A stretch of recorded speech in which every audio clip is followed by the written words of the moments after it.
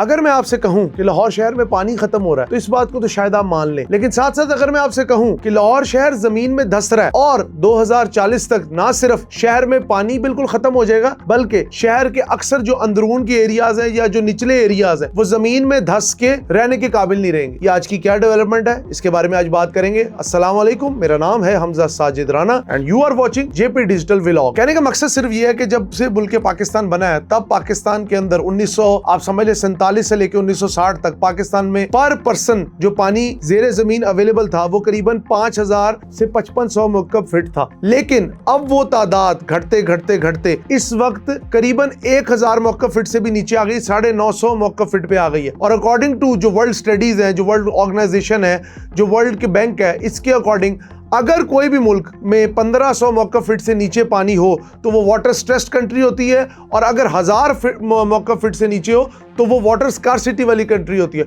और पाकिस्तान का जो शहर लाहौर है, जो कि पाकिस्तान का दूसरा बड़ा शहर है, 1.5 करोड़ नफूस की आबादी पर मुश्तमिल शहर है, इसके अंदर पानी इस कदर कम होता जा रहा है कि हर साल जो अंडरग्राउंड वाटर टेबल है वो 2 से 3 फीट नीचे जा रहा है। और उसकी स्पीड इसलिए बढ़ती जा रही है, रैपिड अर्बनाइजेशन। पहला मसला है आबादी का, गांव को छोड़ के लोग शहरों की जानिब चढ़ पड़े। लाहौर जो कि पाकिस्तान जब बना था 1947 में, 1950 में, लाहौर की आबादी थी 8.5 लाख। इस वक्त लाहौर की आबादी 1.5 करोड़ अफराद पर मुश्तमिल है। पर पर्सन जो अवेलेबल पानी है वो कम होता जा रहा है। अंदरून शहर में पानी के औकात कार वजह कर दिए गए, रात के वक्त पानी अवेलेबल नहीं होता। दूसरी बड़ी वजह दरख्तों की कटाई। लाहौर जिसको बागों का शहर कहा जाता था, जिसको ग्रीनरी का शहर कहा जाता था, जिसको फलों का शहर कहा जाता था, आज उसे कंक्रीट का जंगल कहा जाता है, आज उसे बजरी और पत्थर का शहर कहा जाता है, क्योंकि रैपिड अर्बनाइजेशन की वजह से बड़ी बड़ी सोसाइटियां बनी, बड़े बड़े कॉलोनीज बनी, बड़ी बड़ी इंडस्ट्री बनी, और उस सब के नतीजे में, आबादी बढ़ने के नतीजे में लाहौर शहर के अंदर जो ग्रीन कैप, किसी वक्त में लाहौर शहर 70% दरख्तों से ढका होता था, अब वो कम होकर सिर्फ 30% रह गया, और उसमें भी कमी हो रही है। आज ही की बात है कि एम्प्रेस रोड पे अदालती हुक्म के बावजूद कदावर दरख्तों को काट दिया गया। तीसरी बात, लाहौर शहर के अंदर जो पानी का है वाटर जो टेबल है वो रिचार्ज नहीं होता। अब आपको मैं अगर ये बात बताऊं कि पंजाब के अंदर जो पानी ज़मीन से खींचने की, एक्सट्रैक्शन की स्पीड है वो इस हद तक बढ़ चुकी है कि जब से सोलर पैनल्स कॉमन हुए हैं तो इसके ऊपर कॉस्ट भी कम हो गई है, क्योंकि पहले जो ट्यूबवेल था वो डीजल से चलता था, अब ट्यूबवेल चलता है सोलर से, तो उस पर कॉस्ट कम है, तो दिन रात पानी खींचा जा रहा है। और अगर मैं आपको एक बात बताऊं कि लाहौर का वाटर रिचार्जेबल जो टेबल है, जेर ज़मीन जो पानी जाता है बारिशों में, सैलाब में, वो सिर्फ जाता है 4 से 5 मिलियन एकड़ फीट, और खींचा कितना जा रहा है। एक ऐसा होशरुबा इंकशाफ है कि आपके होश उड़ जाएंगे।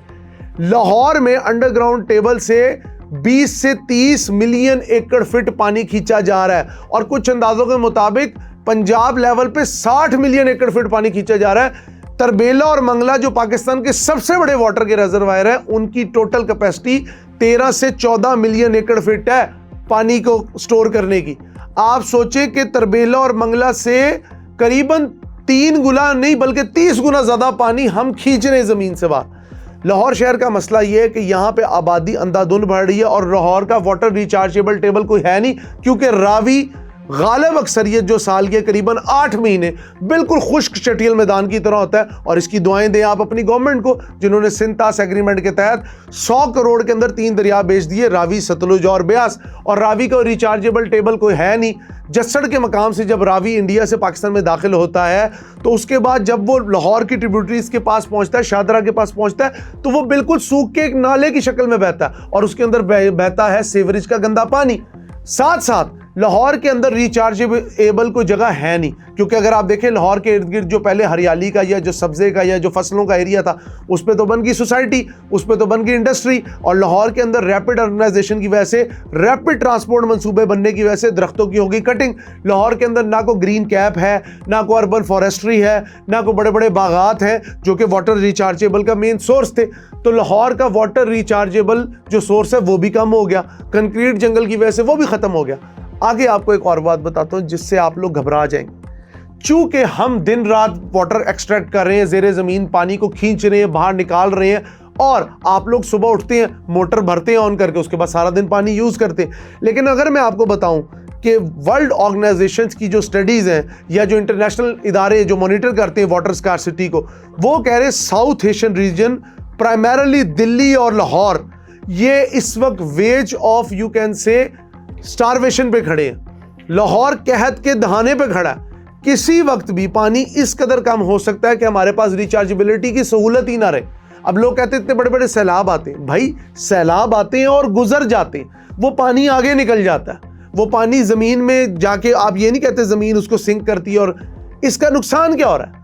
लाहौर 2040 तक जमीन में धंसना शुरू हो जाएगा, क्योंकि जब आप जमीन से एक एक्स्ट्रा लेवल से ज्यादा पानी को एक्सट्रैक्ट करते हैं तो उसके बाद ज़मीन के अंदर जो वो एक फ्लेक्सिबिलिटी होती है, क्योंकि ये मिट्टी के लेयर्स हैं, उसके बाद पानी है, फिर उसके नीचे मिट्टी के लेयर्स है, फिर पानी, इस तरह आप समझ लें दर्जा ब दर्जा ज़मीन की तहें बिछी हुई हैं। तो जब वो पानी को आप एक ख़ास मकदार से ज़्यादा खींचते हैं तो वहाँ से मिट्टी बैठना शुरू हो जाती है, और जब मिट्टी बैठना शुरू होती है तो उसके बाद वो जगह धंसने लग जाती है। अब आप अंदरून शहर के कई जगहों पर मकानात देखें, वो ज़मीन में आहिस्ता आहिस्ता नीचे की तरफ जा रहे हैं। लाहौर की सिचुएशन जकार्ता वाली हो रही है। हालांकि जकार्ता जो इंडोनेशिया का जजीरा है, जो कि इंडोनेशिया का एक वक्त में कैपिटल भी था, वो तो समंदर के पास है, उसके सी लेवल्स की बढ़ने की वजह से धंसने की वजह समझ में आती है।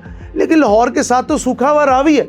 लाहौर के धंसने की वजह सिर्फ ये एक है कि हम अननेसेसरीली वाटर को बाहर निकाल रहे हैं। शहर में दरख्त नहीं लग रहे, शहर में ग्रीनरी नहीं है, शहर में वाटर रिचार्जेबल कैपेसिटी नहीं है।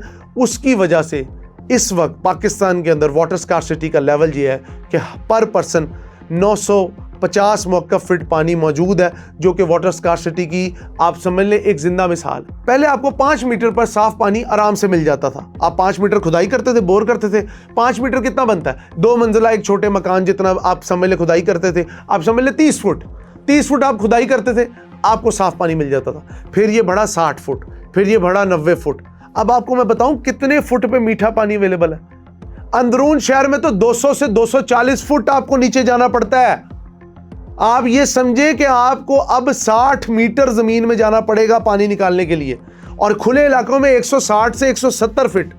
किधर जा रहे हैं? क्या लाहौर जो कि तहजीबों का मस्कन रहा है, गुज़िश्ता 3 से 4 हज़ार साल में इस शहर ने बड़ी तहजीबें देखी है। किसके सर पर? रावी के सर पर।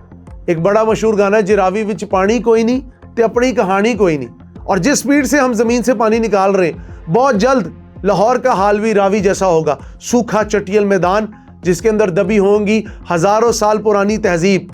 अगर अपने लाहौर को बचाना है, अपने पाकिस्तान को बचाना है, तो हमने पानी को बचाना है। ये आज का व्लॉग पानी की अहमियत के बारे में था, क्योंकि हम पानी की अहमियत को बहुत निगलेक्ट कर रहे हैं। हम समझते हैं सैलाब आके हमारी ज़मीन को रिचार्ज कर देंगे, ऐसा बिल्कुल नहीं है।